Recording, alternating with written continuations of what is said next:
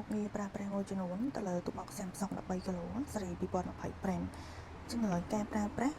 បង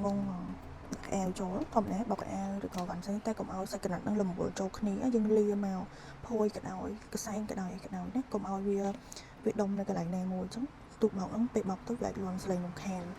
ចឹងកន្លែងនេះកន្លែងដាក់សាប៊ូកន្លែងដាក់ទឹកក្អម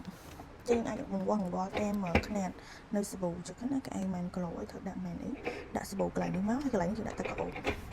យើងដាក់ចឹងហើយយើងមកចុចបើកប៊ូតុងខាងលើ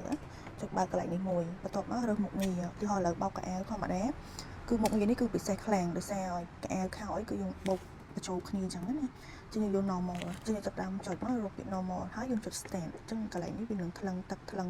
កែវអូតូវាគ្រប់ចំនួនបានម៉ាស៊ីនហ្នឹងវាចាប់ដើមវិលដំណើរការតែបើសិនជាបងចង់បោកលឿនចូល quick wash super clean នេះគឺ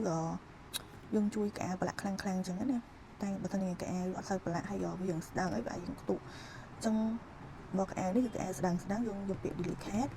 ភួយយកពាក្យ bedding នេះលាងឲ្យនឹងពូតអត់បោកទេណាលាងឲ្យពូតហើយ Tube Clean នេះគឺមុខងារលាងធុងចុងក្រោយគេនេះលាងធុងហ្នឹងគឺបងអាចប្រើជារួមទៅអាចកំណត់ខ្លួនឯងបាន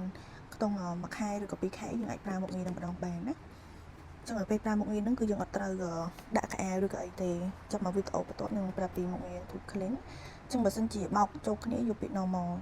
ភាគច្រើនគឺ normal ហើយ bedding ភួយគឺពីរហ្នឹងចឹងដំបូងចុចបើកហើយយើងរើសភ្លើងដល់កន្លែងហ្នឹងហើយយើងចុច stand បើចង់បើកភួយយើងចុចបើកមួយហើយយើងចាប់ដើមសេរីទៅដល់ bedding ហ្នឹងហើយយើងចុច stand ចឹងវានឹងលោតនាទីឬក៏ភ្លើងកន្លែងនេះប្រាប់យើងថាមួយនាទីទៀតហើយចឹងណា